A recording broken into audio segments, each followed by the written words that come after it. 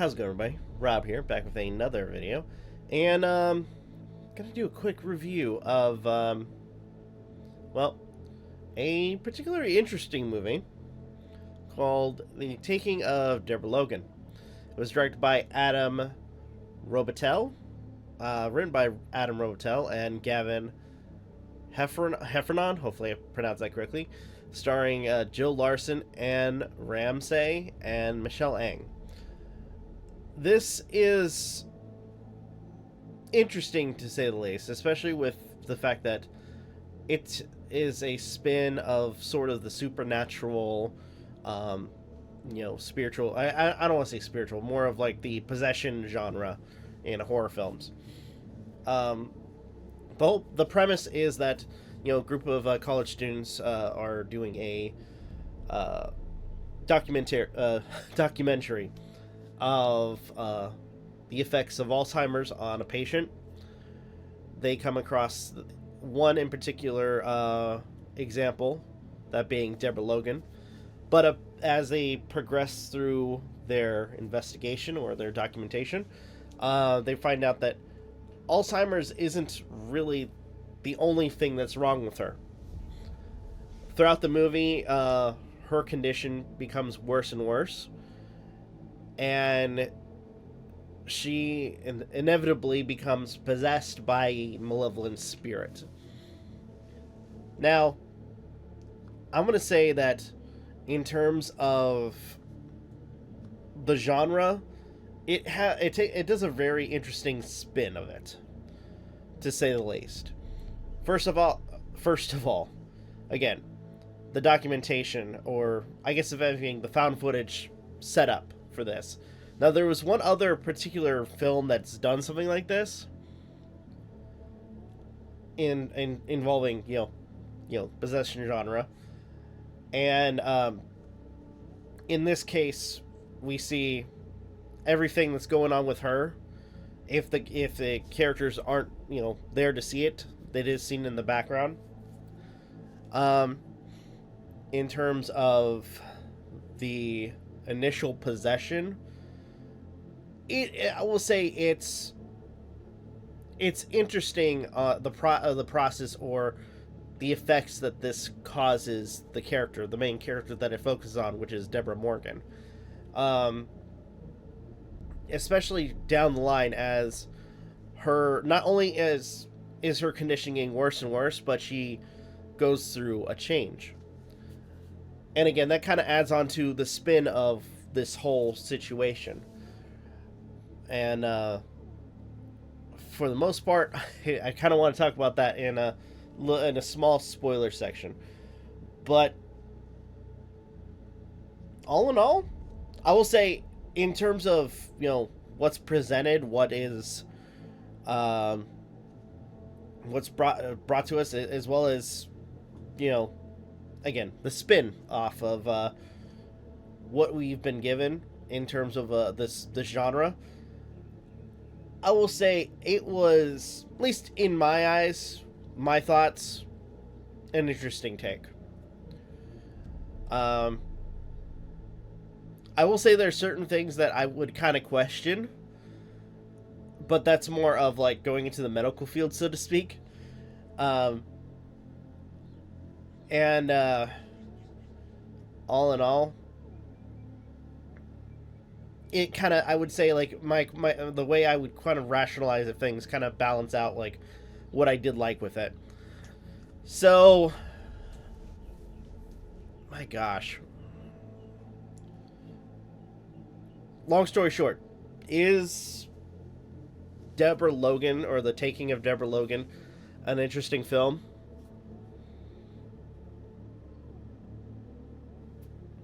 Besides, besides the new take of, the possession genre, I'm gonna say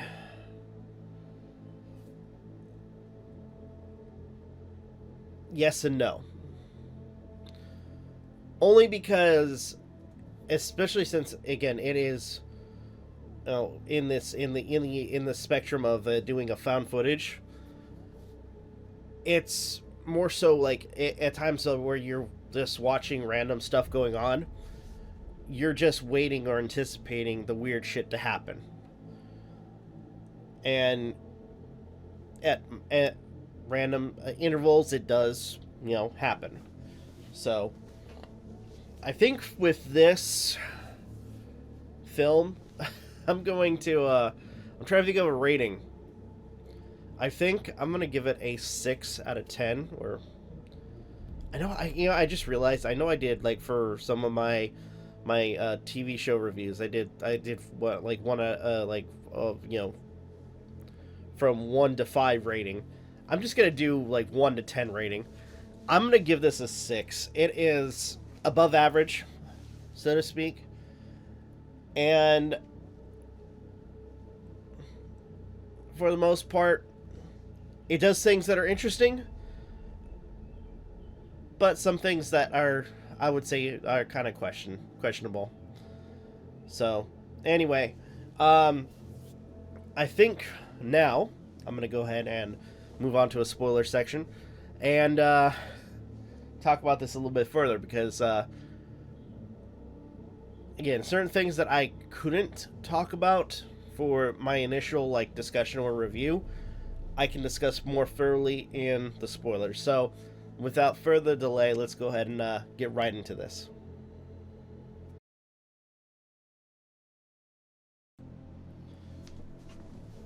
Okay, spoiler section. Where do I even begin? I guess, as I already mentioned, you have a group of people that are documenting the effects of Alzheimer's on a individual by the name of Deborah Logan. When they get there, at first, the character tries to dissuade them or ask them to leave, but after some coaxing from Deborah Logan's daughter, being Sarah, played by Anne Ramsey, they do eventually begin their documentation. They set up their cameras, get everything established. After everything's set up, things do start to kind of, become weird, so to speak. We have some outbursts with Deborah freaking out about a spade, and events where, if you watch the video, it seems like in one instant she is standing on the floor facing the counter, and then for whatever reason, in a split second on top of the counter, she begins to talk to herself as they're documenting or making their documentary. There's a point where one of the cameramen has a little bit of a freak out moment where prior to this incident, or this one particular incident, they see her standing in front of a window claiming that there's an intruder inside her backyard, only for this guy to go to that said window and see paintings of the window as well as a shadow figure coming closer and closer with each picture.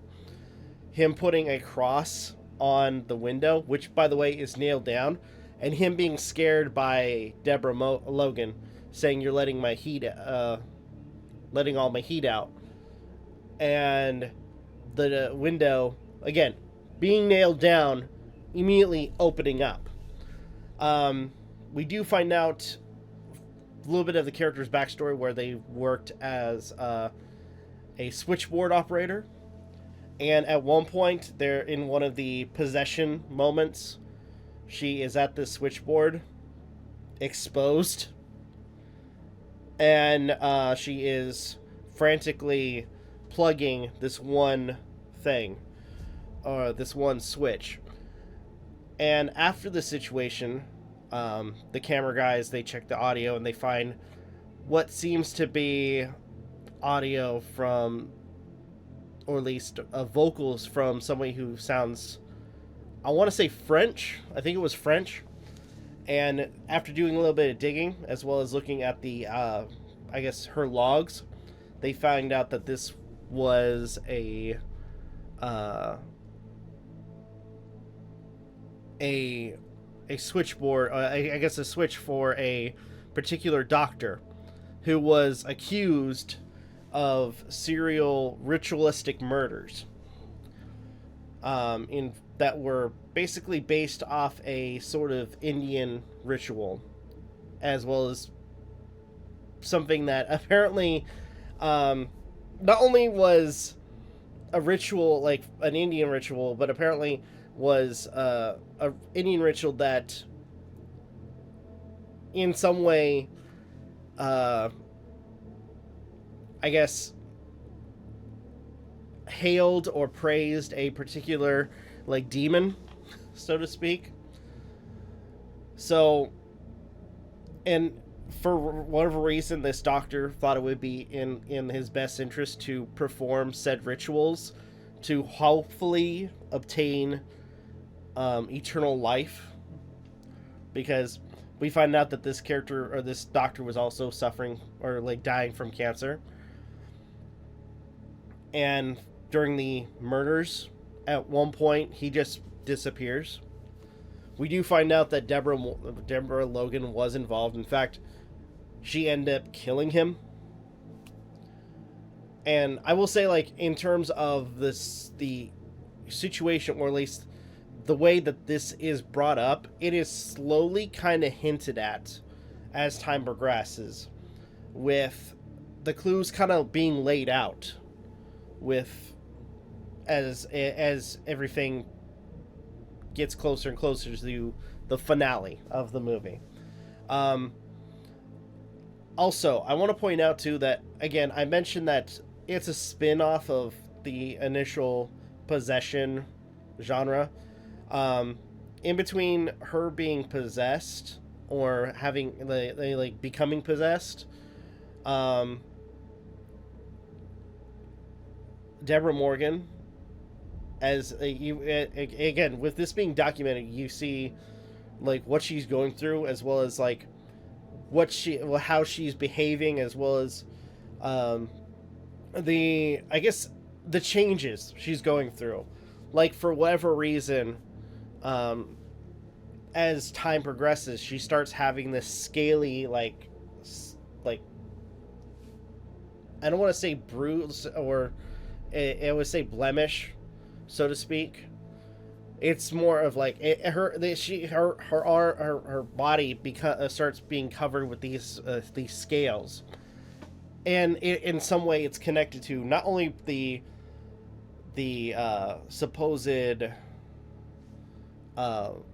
creature, or at least the demon that was once the doctor, but also in connection to the ritual that he performed. And as everything continues, we also find out that during this ritual, he was supposed to kill 5 girls who, in some sense, were quote unquote pure, and in this case, they were still kids. They hadn't started going through puberty. So he wanted to get 5 victims to sacrifice to this snake god, so to speak, or demon, and that would hopefully, in his eyes, sustain him and allow him to survive what was going on.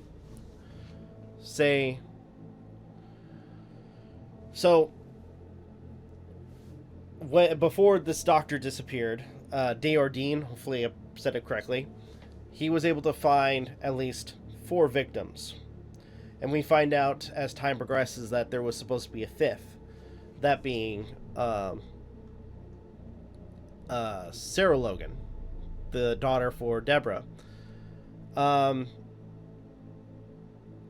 As things are, things start to become very, very chaotic when towards the end we are at a hospital, and Deborah Logan, possessed by Deordine, finds their last victim, being a little girl who is suffering from cancer. They're trying everything they can to stop this supposed spirit, this demon, and they after meeting with a specialist, who was in a sense, actually, and I'm gonna say this before I even go into that. I do find it funny that at one point, the characters do end up going to a priest to try to have them do the exorcist or the exorcism, and they're flat out like, no, that's a science, that's a science fiction. Like, you're basing your this whole situation on fiction. We don't do that. I'm like, wow, that's actually kind of funny that they kind of set that up for this movie.